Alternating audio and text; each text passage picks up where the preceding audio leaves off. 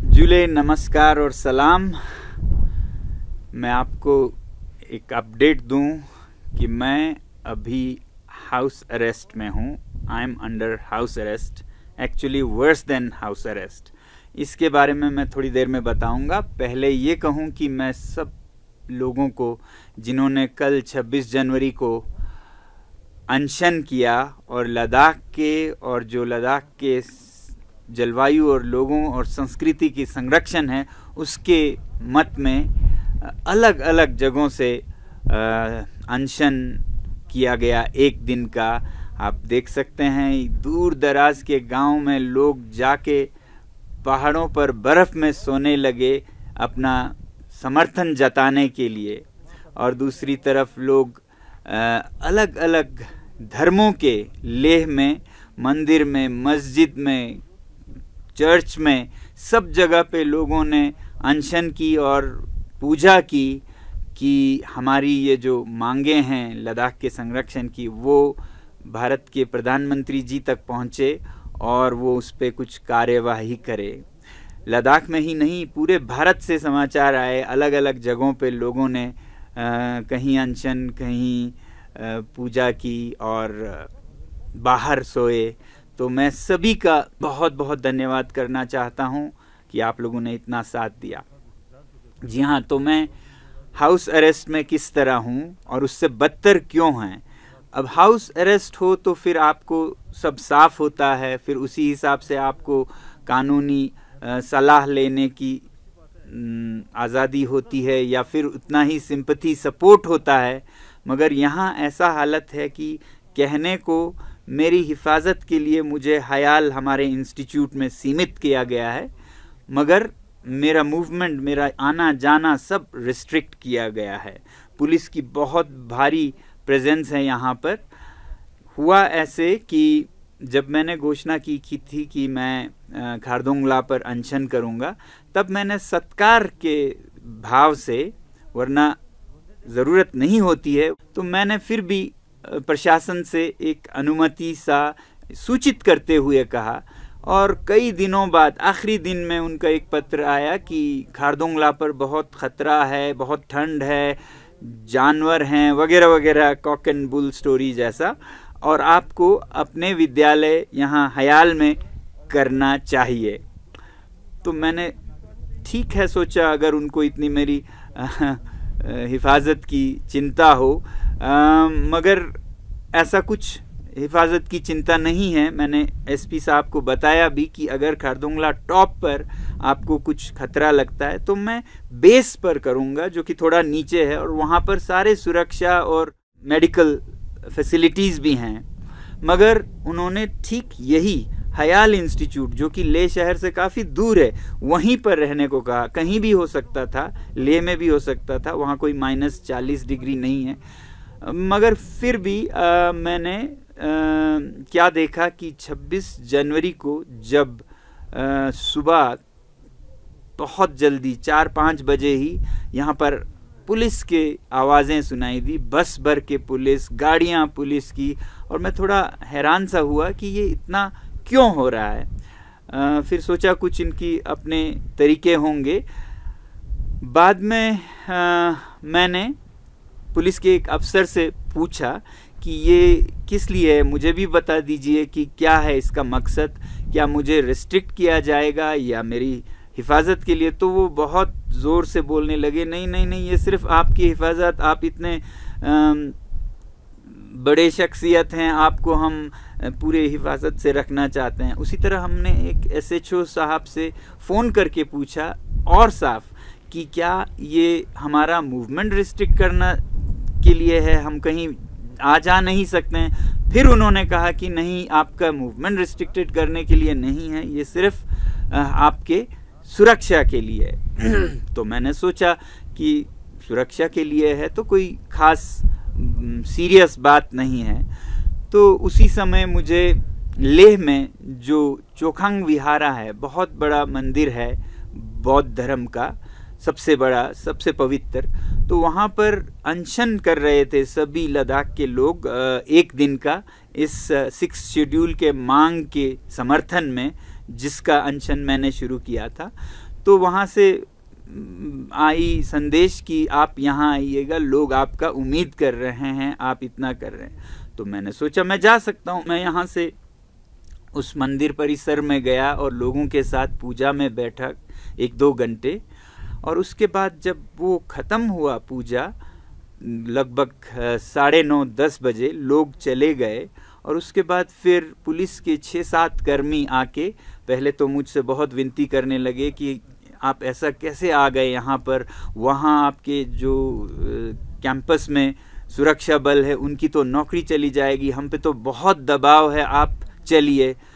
और फिर धीरे धीरे वो खींचने लगे, धक्के दे के लेने लगे, और यहाँ तक कि उस परिसर का दरवाज़ा बंद था, ताला लगा था, तो वो मुझे दीवार के ऊपर उठाकर, कई लोगों ने उठाकर फांद के धकेल के ले गए। देखने की बात ये थी कि 26 जनवरी जिस दिन हमने संविधान अपनाया, उसी दिन इन सारे नियम कानूनों का हनन हो रहा था, चिथड़े चिथड़े हो रहे थे।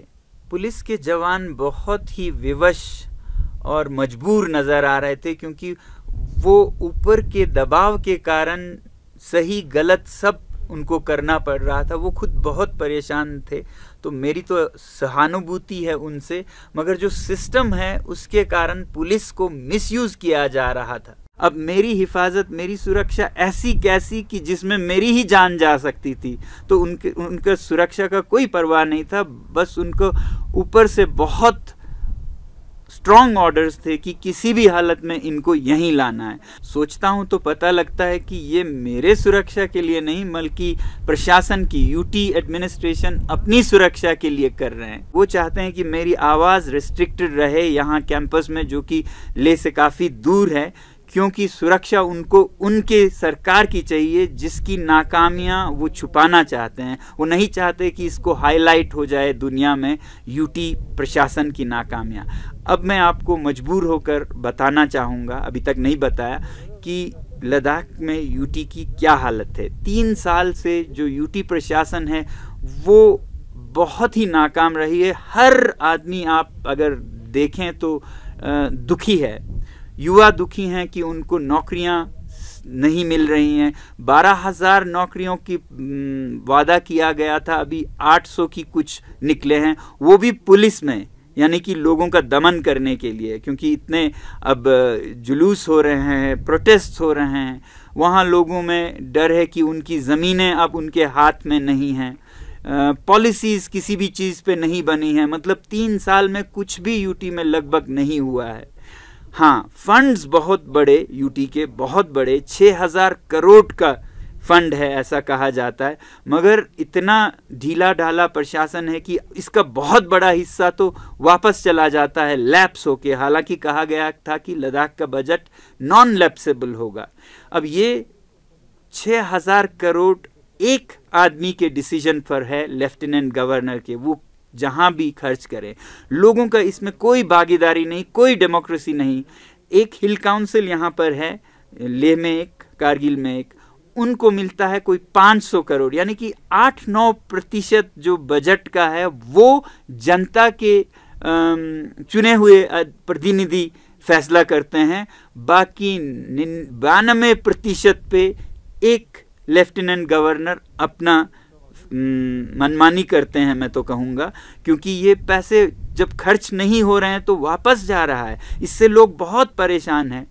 जब यूटी को 3 साल हुए तो एक सर्वे किया गया था, जिसमें लोगों से पूछा गया, आप यूटी सरकार के 3 साल के काम को 5 में से कितने नंबर देंगे।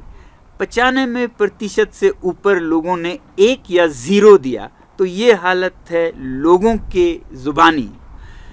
इसको छुपाने के लिए वो भरसक प्रयत्न कर रहे हैं कि मेरी आवाज़ को रोका जाए। और 6 शेड्यूल जो कि एक जायज़ मांग है, कोई पॉलिटिकल पार्टी नहीं है जो इसके विरुद्ध हो।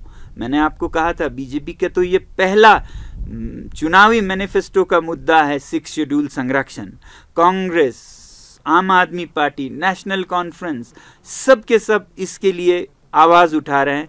तो फिर ये पॉलिटिकल नहीं है, मगर फिर भी कोई 6 शेड्यूल की आवाज़ उठाए तो उसे FIR कर दिया जाता है। 1 साल पहले कुछ पत्रकार जिन्होंने 6 शेड्यूल के ऊपर कुछ अप्रूवल दिए सोशल मीडिया पर, उन पर FIR निकाल दिया। कोई प्रोफेसर्स जिन्होंने अपने प्रोफाइल में 6 शेड्यूल की मांग का जिक्र किया, उन्हें कहीं का कहीं ट्रांसफ़र कर दिया गया। और यहाँ तक कि एक एंटरप्रेन्योर हैं जिन्होंने सिर्फ ये कहा कि अभी तेल और चावल महंगे हो गए हैं, उन पर FIR कर दिया गया। ऐसी मनमर्जी चल रही है। और उससे भी हैरानकुन ये है कि जब उस एंटरप्रेन्योर ने FIR को नकार दिया, उस पर कुछ भी नहीं किया, तो वो FIR हवा में ही ख़त्म हो गया। और आज इस साल उन्हें स्टेट अवार्ड दिया गया।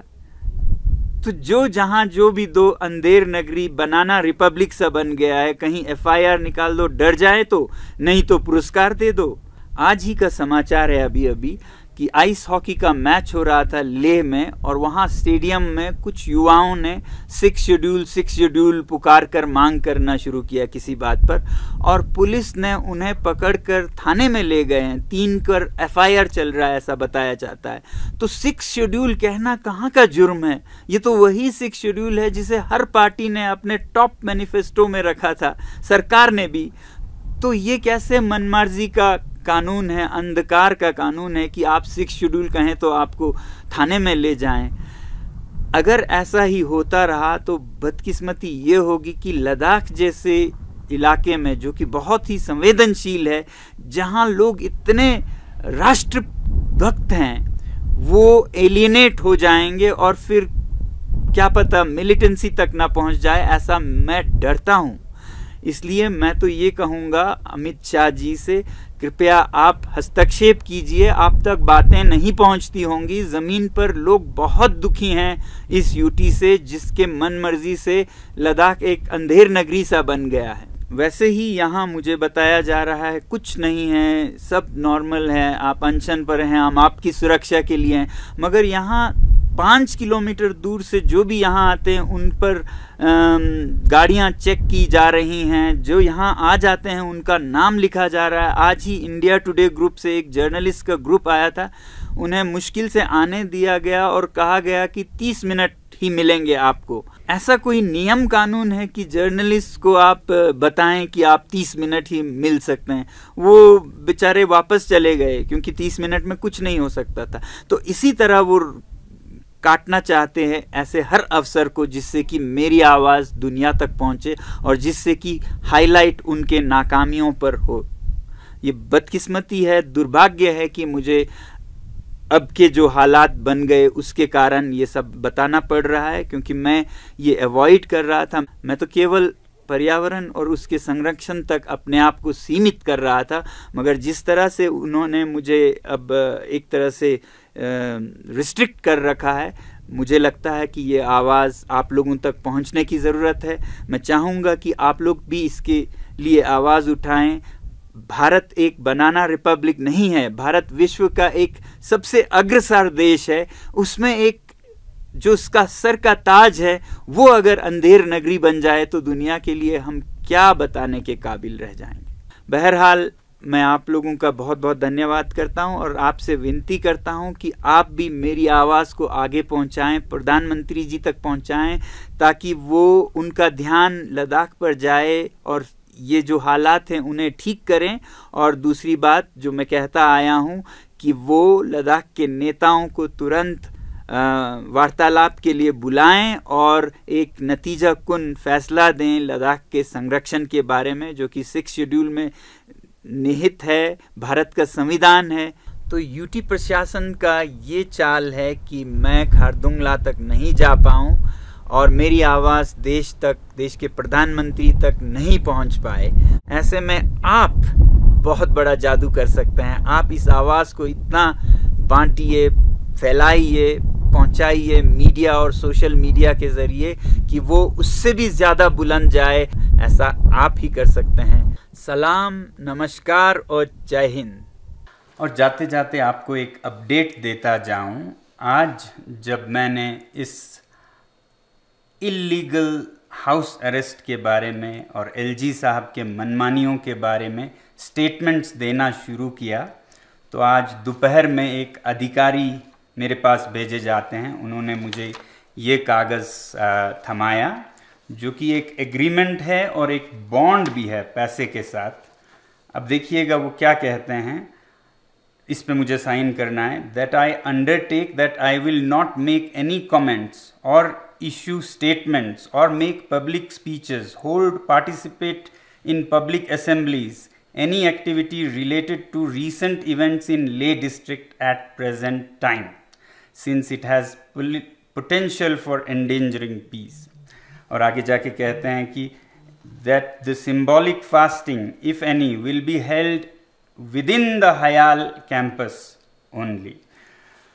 और मेरा सिग्नेचर चाहते हैं, यानी कि मैं अपने हाथों आर्टिकल 19 के जो मुझे freedom of expression, freedom of movement दिया जाता है वो उनके हवाले करूं, मैं अपने आप को अधिकारों से वंचित करूं। और फिर उसके ऊपर वो चाहते हैं कि मैं 40 और 10 50,000 का पैसा भी भरूं, बॉन्ड भी। तो मैंने उन अधिकारी साहब से कहा कि अगर मैं इस पे सिग्नेचर नहीं करता हूं तो क्या होगा? तो वो बोले तो आपका डिटेंशन हो सकता है। तो मैंने कहा ये तो सबसे अच्छी बात होगी, मैं तो खुशी खुशी आपके जेल में जाना चाहूँगा। अरे साहब, जो आदमी खारदोंगला के -40 में मरने से नहीं डरा वो आपके डिटेंशन से डरेगा।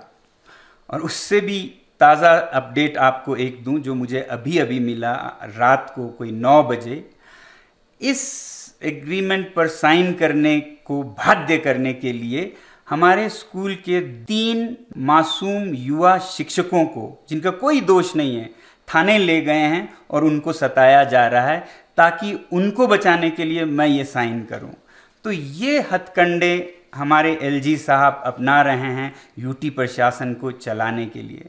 एलजी साहब, इस दर पर तो मैं कहूँगा आप बहुत मेहनत कर रहे हैं लद्दाख जैसे शांत क्षेत्र में भी मिलिटेंसी का बीज बोने के लिए। जिस तरह आपने नौजवानों को बेरोज़गार रखा है, फिर उन पर एक के बाद एक जुल्म सितम ढाए जा रहे हैं, ऐसा हो भी सकता है, मगर याद रखिएगा हम आपको कामयाब नहीं होने देंगे। और मैं ये भी कहना चाहूँगा, आज मजबूर हूँ, सोच भी नहीं सकता था कि मैं ऐसा कहूँगा कि इस यूटी, आज के यूटी से तो हम जम्मू कश्मीर में ही बेहतर थे। मगर ये भी बताऊं कि कल का यूटी मुझे उम्मीद है कि बहुत ही सुनहरा यूटी लद्दाख होगा। और एलजी साहब, आपको ये भी बता दूं कि इस ईगो वॉर में आपने मुझे हाउस अरेस्ट में तो रखा है, आपने 20-15 पुलिसकर्मी यहाँ तैनात किए हैं। आपको ये ख्याल है कि ये पुलिस के नौजवान कितने पिस रहे हैं? ये 3 रातों से -20 में इधर चक्कर लगा रहे हैं, बिना किसी टेंट के, बिना किसी हीटिंग के। उनका मिसयूज सोच सकते हैं तो उनका वेलफेयर भी थोड़ा बहुत सोचते, उनको कोई तंबू, टेंट, हीटर दे देते तो आपका बहुत मेहरबानी होता। धन्यवाद।